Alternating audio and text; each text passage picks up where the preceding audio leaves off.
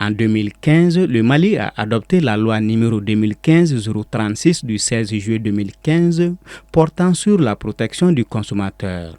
Longtemps attendue, cette loi se voulait une réponse aux cris de détresse des populations, notamment face à la spéculation sur les prix et à la mise en circulation de produits non conformes. Pourtant, paradoxalement, les pratiques commerciales frauduleuses, elles ne reculent pas.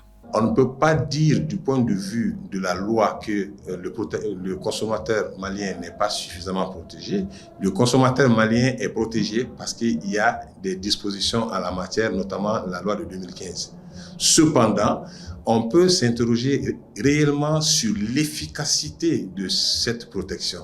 Et en s'interrogeant sur l'efficacité de cette protection, on peut dire que la protection est basée sur la nécessité à assurer une certaine information aux consommateurs pour que, dans le cadre de l'utilisation, de l'achat, dans des domaines qui ne relèvent pas de sa spécialité, qu'on puisse véritablement lui donner l'information et cette information incombe aux professionnels. Les mesures de protection reposent en grande partie sur l'information concernant le contenu des produits, mais leur efficacité reste à prouver. Dans ce sens, on voit que l'information généralement passe par plusieurs méthodes, notamment la technique de l'étiquetage, et aussi d'autres mesures d'information, notamment on pense à la publicité où on interdit un peu la publicité mensongère. Lorsque vous regardez ces mécanismes de protection, on se rend compte que lorsque l'information est libellée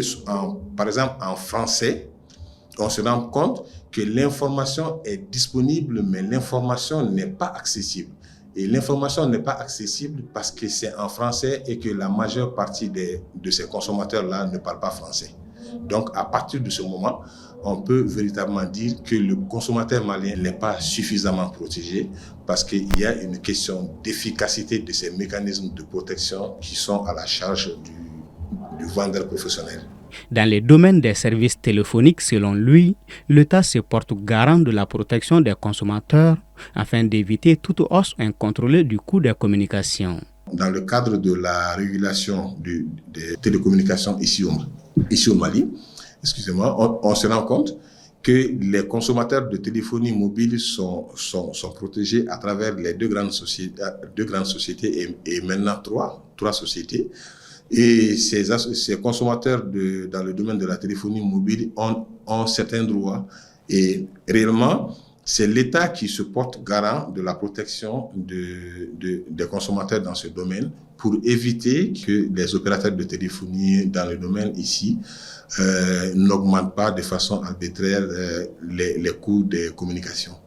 Il est important de rappeler que les consommateurs sont les destinataires finaux de tous les produits et services. Et chacun, d'une manière ou d'une autre, peut se retrouver tantôt producteur ou prestateur, tantôt consommateur selon le cas.